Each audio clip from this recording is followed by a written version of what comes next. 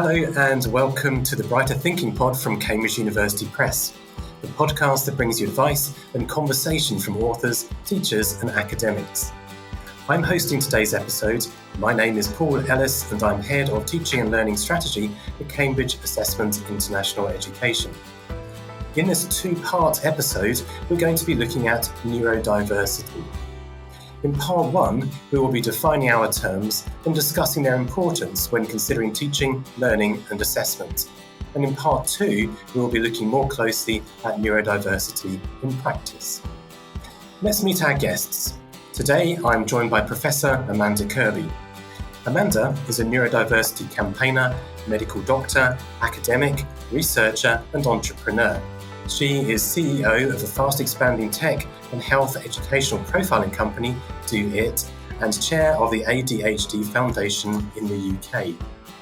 Amanda is passionate about improving the lives of people who are neurodivergent in all settings. She co-wrote Neurodiversity at Work, which won at the 2022 Business Book Awards. And I've personally had the pleasure to co-author with her and Abby Osborne from the University of Bath a new book published in February 2023 called Neurodiversity and Education. Welcome, Amanda. Thank you very much for inviting me today, Paul. Great to have you with us. And we are also joined by my colleague, Lauren Woods. Lauren Woods is an Assessment Accessibility Advisor at Cambridge Assessment International Education. Her role centres on developing the accessibility of Cambridge International qualifications, alongside raising awareness of special educational needs and disabilities, as well as the potential barriers to learning and assessment that such conditions may cause. As a former member of the school leadership team with 14 years school-based experience, she has coordinated provision for and supported students with special educational needs and disabilities and students with mental health, medical, behavioural and pastoral care needs. She has been a safeguarding lead, SEND co and examinations access arrangements assessor. Welcome, Lauren. Thank you very much for having me, Paul. Your job title's a tongue twister, but there we go. Great to have you here as well. Thank you.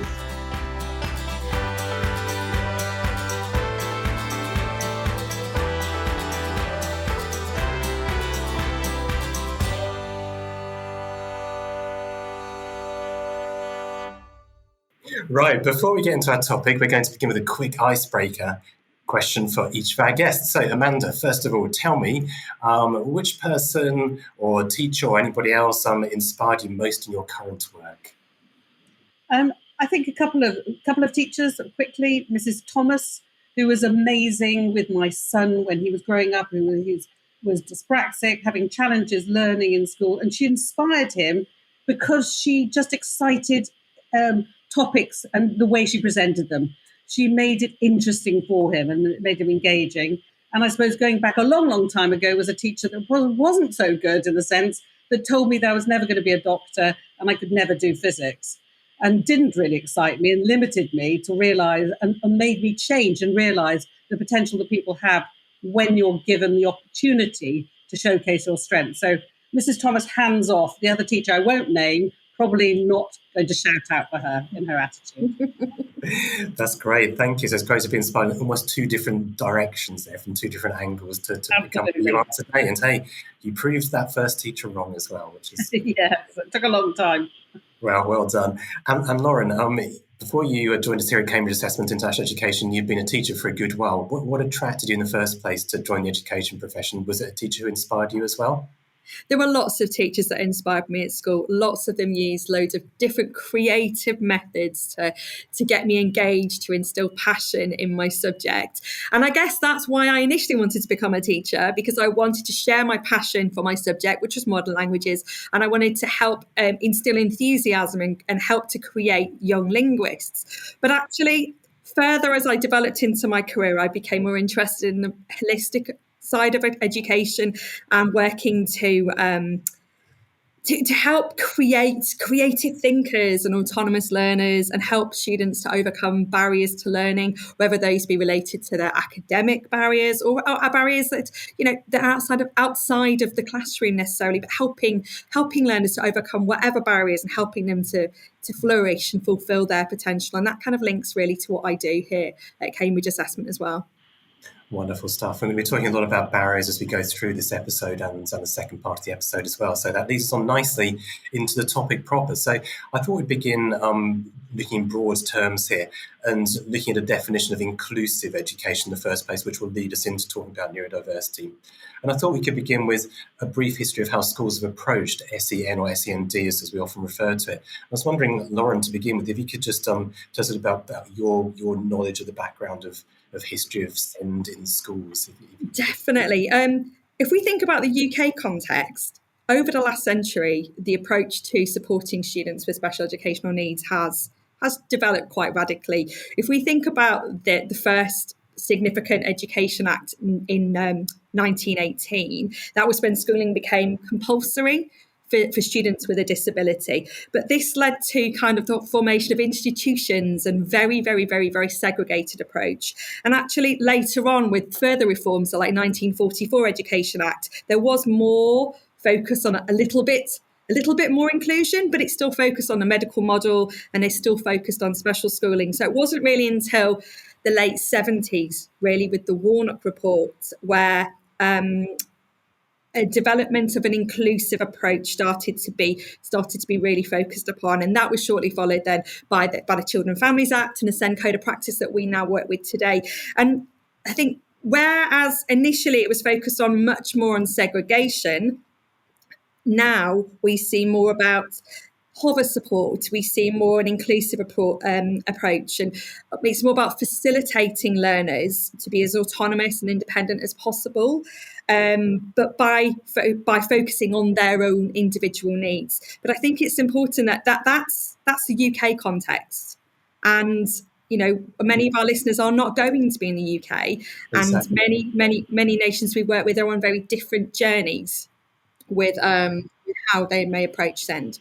And that's great to understand the history in England, which has actually influenced a lot of other places around the world as well. But exactly as you say, there's other ways of approaching this, and other people are at different states of play, shall we say, in this. So, Amanda, I don't know whether you could tell us a bit more about what else is happening in other parts of, maybe even in the UK in the first instance, but also in other parts of the world with regard to how schools have approached SEN and inclusive education more broadly. Yeah. So, I think if we reframe it almost, that SEN, the privilege to get additional help and support is not always there. The systems to identify you as a student may be missing. The barriers to gaining support, because of different views. Poverty, has an impact on whether you get identified and where you go. And also to gain an entry, a ticket into the club to say, I need help and support, you need to have diagnostic systems in place, because that's how we've operated relatively recently. Even though we're talking about SEN, we're talking about a medical model that's led you into gaining educational support. And I think that's a really important point when we're talking about inclusion, that if we are being inclusive in education, if the only way you can get help and support is to gain a diagnosis, then what happens if that system isn't there? And what happens if that system is inequitable? And we can see that in many countries across the world. We're at very different stages of that process of recognizing exactly what Lauren's saying, the attitude that every child is different, let's support each child's needs in the way that they need. Sometimes, though, that thinking isn't there, and we're still at a stage of let's put children into those boxes. So it's very variable, really across the UK and globally at the moment. And we are going to be seeing this develop, because it is a key part of the UN Convention of the Rights of People with Persons with Disabilities. Article 24 really focuses on this and the right to education. Sustainable Development Goal 4 focuses on the equality of learning opportunities for all and on inclusive education.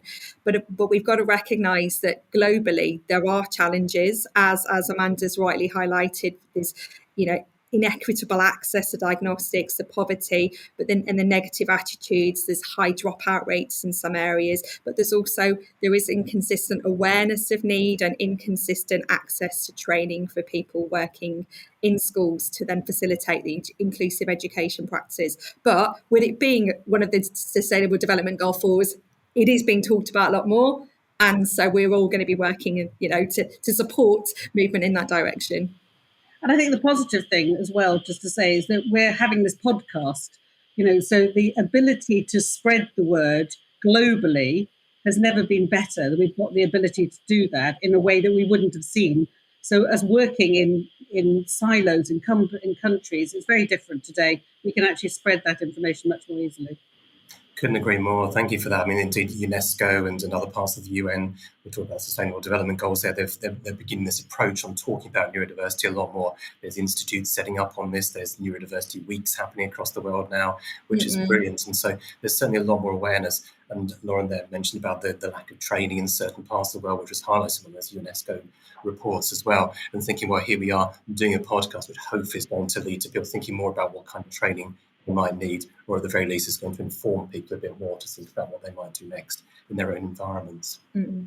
So moving on from just that broad definition there, can we get a little bit into some labels as well? Because labels are often referred to with regard to special educational needs and inclusive education as well. So again, broadly speaking, what is a label in this space? Amanda, if you could start us off on that, what is a label?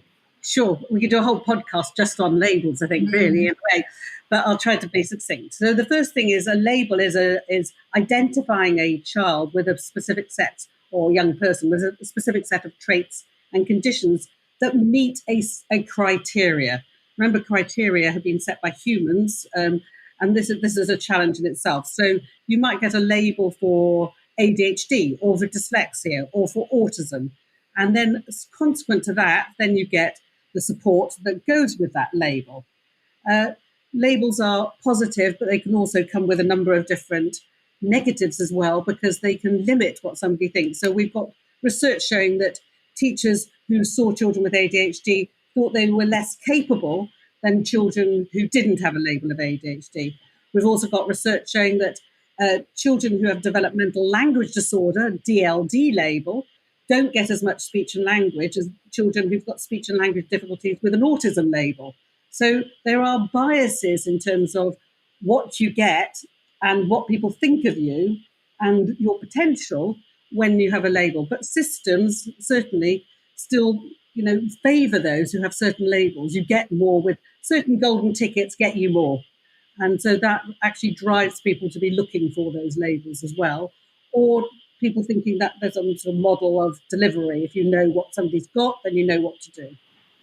That is interesting, isn't it? So people like to put labels on things and they can hook things on them, and then they can say, okay, that person is like that because, and they almost have a definition of thinking, okay, somebody is ADHD, therefore they must be like this. But Lauren, in your experience, what have you seen in schools with regards to people's labels? Certainly, every family, every learner views it differently. For some, it is a term of reference, isn't it? And it's a way of then opening doors to applying for test accommodations, for access arrangements, for support. For some families, it's a way of getting targeted support in school or outside agency support. So it kind of, sometimes having a label can help to open those doors, but actually it's the strategies that come alongside that which are the most important. And from a teaching perspective, what I want to know is what works with that child, because even having a label, every dyslexic learner has different strengths, has different areas of development. Every learner with autistic spectrum condition, the key word there is spectrum. It is a spectrum. So actually, it's the strategies that are best suited for that individual learner which are the most valuable, rather than necessarily for me having a label. But I do understand that for some people, it's that term of reference which can open the doors and offer some extra outside agency support in particular. Precisely, and we talk as well about co-occurring conditions, of course, as well. So this can, in a sense, muddy the waters, can confuse people's thinking. But if we can think here, there might be certain things, but we need to realise that people are never going to be the same. No two people are the same, essentially, and that's what it comes down to. Which brings us nicely into the word neurodiversity, which is the title of the podcast. Now, neurodiversity is a word which has probably only been used relatively recently, so the last 20 years, I would suggest, more or less. I don't know, Amanda, could you explain to us just in a succinct sentence what is neurodiversity? What does it mean, if that's possible? Okay, in a succinct sentence, neurodiversity is us all. It's the way we think, move, act, process, communicate differently.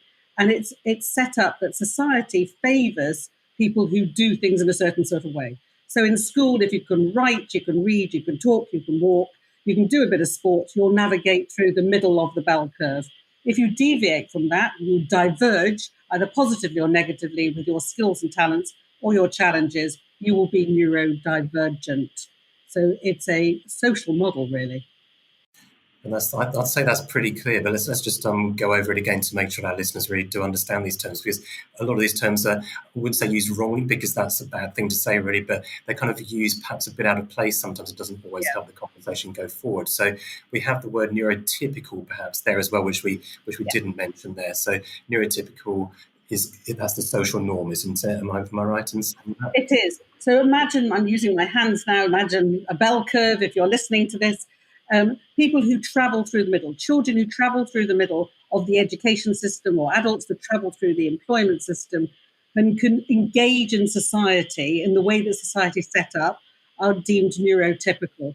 In reality, most of us have a spiky profile where we'll have some strengths and challenges. Nobody's good at everything, and nobody's got challenges everywhere. But if you diverge away, the more you diverge away from the way that society is set up. So if you need to handwrite, you've got difficulties handwriting in an exam, and handwriting is the form of documentation in your assessment, you're going to have a problem, you'll diverge. So neurodivergence, neurotypicality, neurodiversity, but we're all neurodiverse, billions of brain cells connected in lots of different ways. Mm-hmm. Ultimately, we all approach the world differently, don't we? Everybody we all view the world, we communicate, we understand it differently. And, some of us are going to be premier footballers, and some of us are going to be actuaries, and some of us are not, right? And some of us are going to have challenges with spelling and challenges with writing. And some of those we call words like dyslexia or dyspraxia. We use those terms to group some of these traits and conditions together. And each and every one of us on this podcast, every individual listening to this as well, as Amanda says, they have a spiky profile. And that's a good way of putting it, I'd say, because some people say, yes, I am neurodiverse. Yes, everybody's neurodiverse because everybody is, yes, indeed. Angles. But having that spiky profile, it makes you realise that, yes, indeed, I might be better at doing this type of thing, less good at that kind of thing.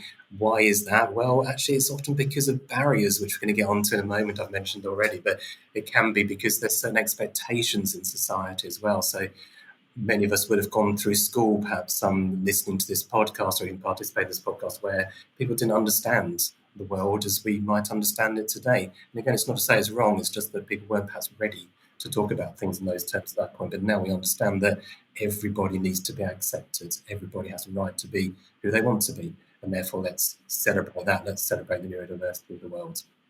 So are there any other terms associated with all of this, Lauren? Can you think of anything else that you've seen in a school context that other people might be able to hook themselves onto? In the school context, the most common term that we obviously use is special educational needs, disabilities, additional needs. But obviously, as Amanda's pointed out, some neurodivergencies are specific.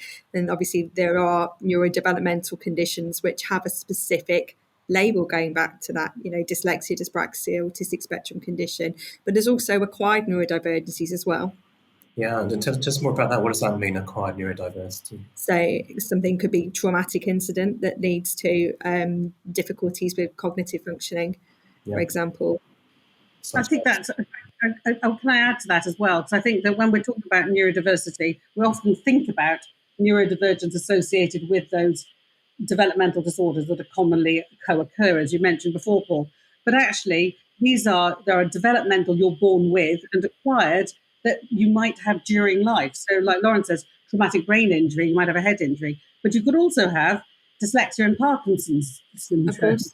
Yeah. You could also, you can have your brains change throughout life. So this isn't a static picture, that many of us will develop neurodivergent traits, the way we think, move, act, and process during life.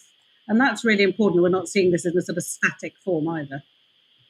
Definitely. Absolutely agree. And people's situations change, as I want to talk about in a moment as well, actually, with regard to kind of the ecological system that's around them, what kind of states they're in, where they are, the position in their lives, what they're going through in their life at that moment as well. But just before we get on to that, I've mentioned barriers a couple of times here. There's a great formula which we picked up, Amanda, didn't we, when we were writing that book together, which is coming from coaching. It comes from tennis coaching, actually, from something called Tim Galway in the 1970s. He used to play top-level tennis. He got injured, he got into coaching other people. And his formula was performance is potential minus interference. So once more, performance is potential minus interference. And it's such a simple formula. So I don't know whether you could expand on that a bit, Amanda, why it works so well in the context in which we're speaking. It's brilliant, honestly, and I wish I'd thought of it myself. I think it's a really great framing, because it's sort of saying, if we want to enhance the skills of a child or a young person or an adult, we want to optimize their performance. What's stopping them? We're looking at their spiky profile and understanding their strengths, but we're also looking at what are the barriers to stopping them being able to perform optimally.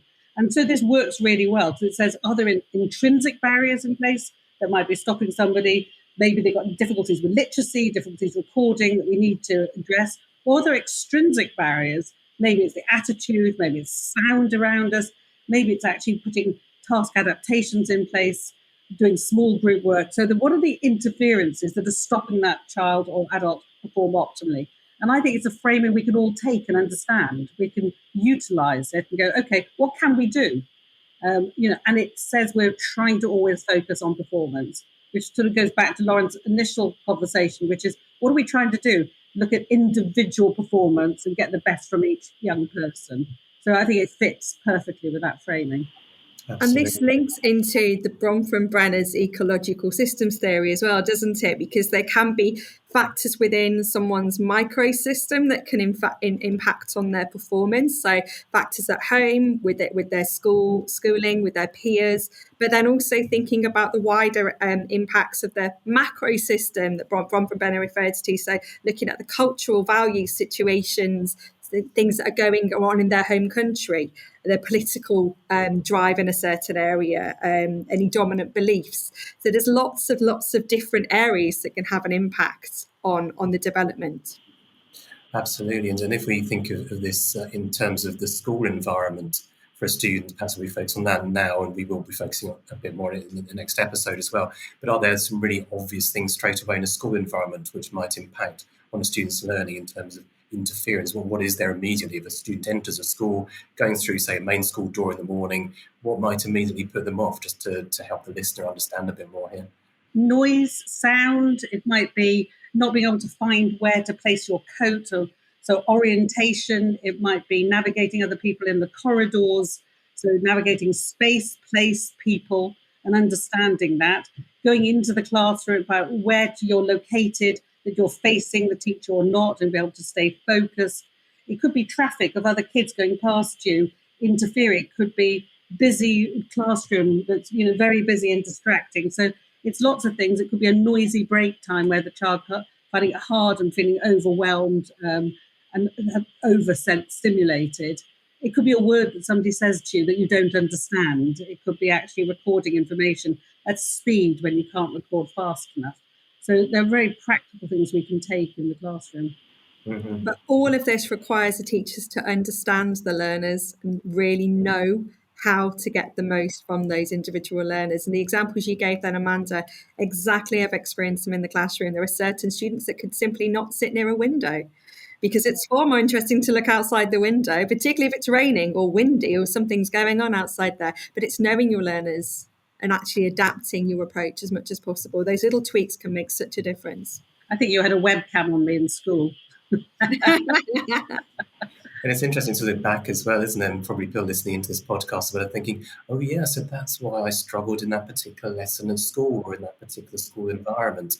Maybe I shouldn't have sat next to that child at the back of the room or at the front of the room or by that window or by that radiator, or whatever it might be. There's many things you can look back and think, oh yeah. But now if you're a teacher and you're listening to this, maybe you can look at your students in front of you because you're the best judge. You get to know your students very well. You can think, maybe that child is not performing as well as they might do because of something or other. So look out for that interference, and you might be surprised at what difference it can make to that child in a very short space of time as well. And do remember that whatever you apply in the classroom, most of the time this can be applied in assessments as well. So even those simple things about seating somewhere in a position where someone works their best, we can make sure that happens in assessments as well. Let us know at the exam boards, and we will work with you to make sure that can happen. It's a very key point, that, isn't it? Because we do make adjustments in examinations. students can have what's called special arrangements, they can have extra time, etc. We don't always think about that in the classroom. Again, we'll talk about that a bit more in the next episode, but it's an interesting thing to bear in mind as we're looking at all these definitions and the reasons why people don't do so well. It may well be that some kind of social construct has been put in the way, which then disables people from being able to do what they could do to their best. But say some food for thought looking ahead. So let's move on now to the social and emotional aspects of neurodiversity, and wondering, and we can probably all speak from personal experience in this as well, how does it feel to be labelled? We spoke about those labels earlier on, so you might have a certain diagnosis of a certain condition, or indeed you might not because you haven't reached a certain threshold. I know, Amanda, you talk about balls in buckets with regard to this. You might not have enough balls in your bucket to reach that threshold to say, I am dyslexic, for example. But how does it feel to be labelled, both in positive terms and in negative terms? Who wants to go first? I'll jump in if you want to. I think that it depends on very much on what the label is and people's understanding about that. If you take something like ADHD, attention deficit hyperactivity disorder, you've got double whammy there. You've got deficits and disorders. Not great sales tool, really, for saying this is who I am. Until relatively recently, it had sort of bad press. So people didn't want to stand up and say, I've got ADHD. More recently, you've got comedians and artists and sports people and leaders saying, I've got ADHD. So it's becoming much more, it's not that negative framing. So it really depends on how the young person or the adult sees themselves in relationship to others around them and how others see them in relationship to themselves. So I think that a label can be very affirming. Like you said, I look back at my school days and I think, well, that's why I was doodling and I was talking to the girl next door, that I was very helpful and I would go and take things at every opportunity to go. And so sometimes a diagnosis can be very affirming to go, okay, that explains why I've got those challenges. And it gives me a ticket to be able to talk to other people and talk to other people who might have had similar experiences. So for some children, that can be really helpful. In some settings, it can feel very othering. So if you don't feel safe and nobody else understands what that means, you can go, I've got a brother like you and he never did anything, or I've got a sister like you. And so it can sometimes be quite damaging, the label as well. And I do see adults now being diagnosed, with lots of conditions, increasingly, and some of them are going through sort of quite a feeling of grief. So if only I'd known, if I'd known things would have been different, and almost going through a sort of recalibration of who they are and trying to go, okay, now what does this mean to me? So I think there are negatives and positives, but it does depend on the label and the society you're in. We talked earlier about global picture. In some societies, having some of these labels has still got a marked stigma and would bring shame on families. So we've got a way to go stand up and go, it's all brilliant, because it isn't for everybody either. That's right, absolutely. Thank you. Indeed, people need that support to kind of accept or be comfortable with labels sometimes as well. But Lauren, in your experience, what have you seen with this as well? Yeah, indeed. I think just kind of linking to what Amanda said there, it depends which cultural lens you're looking through as well. It really does. And I think for some learners that I have personally worked with, having a label, having a diagnosis became it was a sense of relief. And it was also gave them a sense of belonging as well. But for some learners, it did, some of them, they turned it and made it into a bit of an excuse at times. I can't do that because, well, no, you can do it. Maybe we just need to approach it differently. And so some learners I worked with maybe didn't have the coping strategies initially to help them overcome the barriers, and they took a more of a defeatist approach. So it is about making sure that the learners are supported and that their whatever their neurodivergency is, the strengths of this are highlighted, and so that they can overcome barriers as much as possible and not give up. I think that's a key point, having those coping strategies and being willing yourself to take responsibility for what you need to do. We all have to get through life in whatever way. Some people, yes, they need more support than others, but I think we can do a lot ourselves here if we feel like we've got some sort of condition, or if we can help students to learn on even a micro level what they can do. Again, we'll talk about that a bit more in the next episode with regards to perhaps metacognition, self-regulatory strategies as well. But it's quite interesting to think about, just you've got a label, it doesn't mean you can just say, I've got that label, therefore I'm untouchable in a way. You can't do anything to me. You can't make me do anything because... No, just approach it differently. Exactly, yeah. It's only a part of who you are as well. So, a label is one bit of who you are, not all of who you are. Exactly. I think that's important.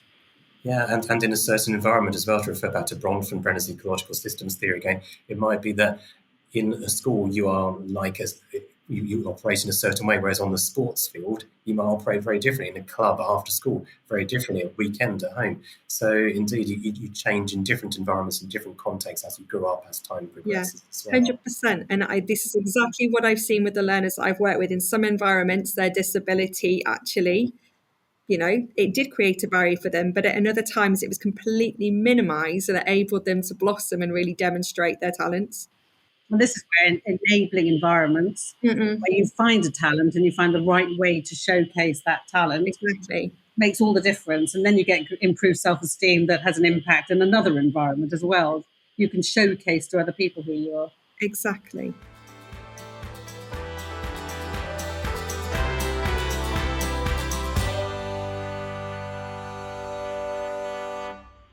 So I think it's clear from what we've been talking about here, there's a correlation between well-being and neurodiversity. And I'm just wondering what you've seen in each of your own experiences here to do with that connection. I think people often say it's all the same brain. So where do we sit within all of this? Lauren, from your experience, maybe if you go first, what correlation have you seen between well-being and neurodiversity? I've certainly, in my experience of working with learners with special educational needs in schools, have seen a correlation between certain neurodivergencies and periods of poor mental well-being. There's certainly greater rates of anxiety and depression amongst learners with certain neurodevelopmental conditions, including autistic spectrum condition, ADHD, dyslexia, and many others. And I have seen examples in my own classes of where students have struggled. They really have struggled. And sometimes they felt segregated, they felt marginalised despite lots of intervention. And they've not always wanted the support, or they've not been able to access the support because it's not necessarily been the right support for them.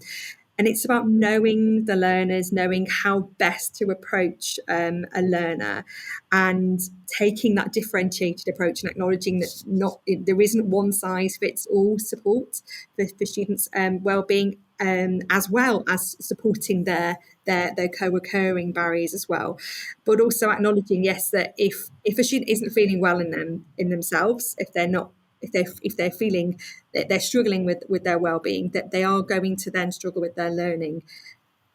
So that support needs to encompass as much as possible. It's a lot easier said than done, though, of course. It's a complex picture, isn't it? Thank you, Lauren. And Amanda, what do you think with respect to well-being? Yeah, well, I think we sometimes talk about well-being and neurodiversity as if we've got two brains, and I think it's really important we just reiterate we've only got one.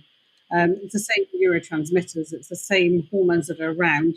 And as Lauren said, we have higher rates of things like anxiety, depression, substance abuse, self-harm. With children who've got ADHD, you've got higher rates of psychiatric conditions, and we can't shy away from that. There is an increased vulnerability.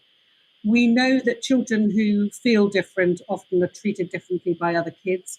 So there are higher rates of things like bullying, and leads to lower self-esteem. So that it isn't, we can't, and I think it goes back to sort of what are the interferences, the Galway definition, and Bronfenbrenner as well, thinking about what's the ecological system that's going to help that child to thrive and participate, or not be able to be active and participate. So I think that's really important. The other thing is, I think in school, sometimes children hold it together in school quite well. So, they may be able to, but they go when they go home because it's a safe space to do so. And I think it's important that we look overall at across the week, across the day, and have that conversation with parents, because it may be they're doing it in a safe place. And when children aren't coping overtly in school, usually means that they haven't got the capacity to do so, and that bandwidth has been reduced. So I think it's really important we do think about mental health or mental illness in some cases, because really for some children become mentally unwell, and recognise that kids who are neurodivergent. Indeed, especially when you add in external pressures such as exam periods, because if a child is already predisposed to having periods of poor mental health, then these high stress periods do exacerbate them. The key thing to remember is that we all have mental health, just as we have physical health, but it can be impacted in various ways by various things. I think it's an interesting point there that you made a moment ago as well, Amanda, about how, again, in these different environments, it might be that at home, a child is seen very differently to how they might be seen at school. And so different people have different perceptions of how a child is performing, how they're functioning, how they're feeling. And you'll have several pictures of that same individual. It takes about what Lauren was saying as well. It's a very complex picture. You need to know the individuals. You can't generalise on these kind of things. We come to see the other pattern across the week. So you might see it on a Tuesday, a child's not coping, and there might be something going on a Monday that's influencing that, or their anxiety about coming into school on a Tuesday because there's something going on in school. Or there may be things going on at home. School can be a safe place for some children as well. Indeed. Definitely, yeah. It can be a timetabling thing. It can be to do with, well, even the weather on a certain day as well can really impact certain people at certain times. Talking of weather, it leads nicely into a comparison with nature that I'd like to make to close this particular section of the podcast. And it's the comparison between neurodiversity and biodiversity. Now, biodiversity is talked about a lot these days in terms of climate education, sustainability, very high up in the headlines, rightly so. But I'm interested in that comparison there, and in part because I know there's quite a key comparison made back in the late 1990s by, I think it's Harvey Bloom, I'm right in saying, Amanda, in the Atlantic magazine over in the United States, and saying just how important it was to think about neurodiversity along similar lines to biodiversity. I wonder if you could expand a little bit on that and tell us what he was trying to say there. Sure. So if we think about, I'll give you some examples. If we think about a camel copes very well in the desert, a chameleon can learn to blend in with their background, a hummingbird has got specialization to get nectar with its long, I don't know if it's a beak, I'm not sure it's called a beak. You know what I mean. I'm sure somebody will correct me. But you've got those specializations. Let's go back to our spiky profile. So why certain animals, plants, and have existed and continue to exist, reptiles, because they've been able to cope in that environment very well. They've blended in. And actually, that's what we can see with neurodiversity. Why have we got the genes? Why do they still exist? Why haven't we bred them out? Well, there must be a very positive reason for those. But unless we put children, young people in the right environment, they won't thrive. So if I put the camel, take it out of the desert, and put it somewhere in the UK, apart from in a zoo, it's not going to thrive well because the environment isn't the place which affords the most success. And we are exactly the same. We need to put ourselves with our skills and talents in the right environment to allow us to showcase our talents. And I think that's where biodiversity and neurodiversity come in, is getting the environment right to allow success to thrive, really. So I hope that helps you to sort of explain the biodiversity bit. And it's important to build on from that and see it collectively, isn't it? Because the greater the diversity, the greater the individuality we have, the greater diversity of perspectives, the greater diversity of ways of thinking. And if we kind of bring that together, it's all very complementary. And I think we've moved from an industrial era where we wanted average, so we wanted people to do everything, to a digital era where we really need specializations. We need new thinking, novel thinking. We don't need cookie cutter thinking. So actually, if we're preparing our children for the workplace, ultimately, we actually need that diversity of thought for children to be able to thrive and bring those talents to the party. So we're flattening the bell curve in a sense, rather than actually narrowing it. Mm-mm.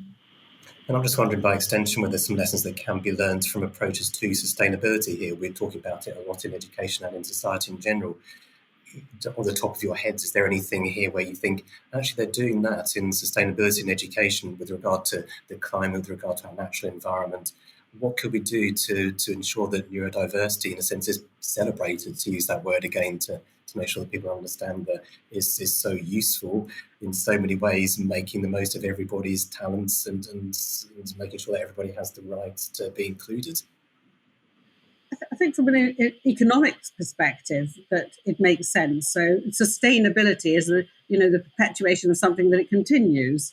So why would we waste a raft of talent when we've got talent shortages across the UK, right? So it makes sense that we take, it's the same for energy. Sustainability for energy is how do we harness and keep it so we don't lose it and it dissipates into society and it's got a damaging impact.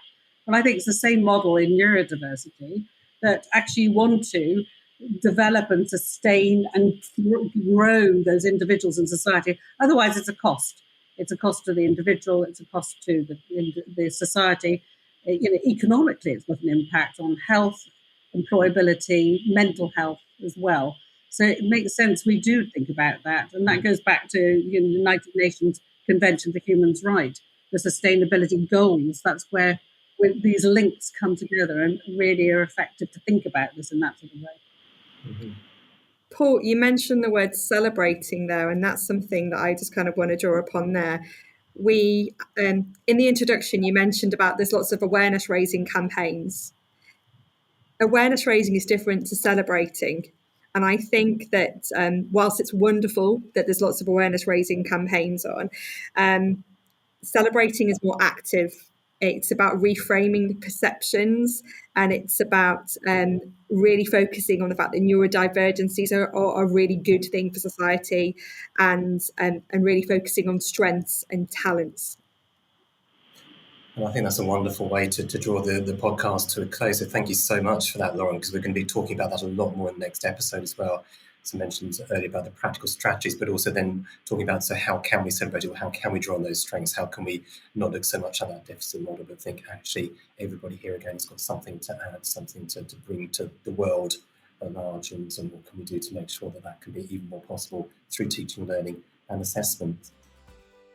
So, hey, I hope this has been an interesting podcast for all the listeners. It's only been an absolute pleasure talking to both you, Lauren, and you, Amanda, on this episode, and look forward to picking up on many of these aspects when we do part 2, and hoping that our listeners will stay with us for that second part as well. So thanks very much for listening to us today, everybody who's tuned into this. Remember to tell your friends all about these episodes as well, rate us on whichever platform you're listening, so that we can learn how best to respond to teachers' needs worldwide.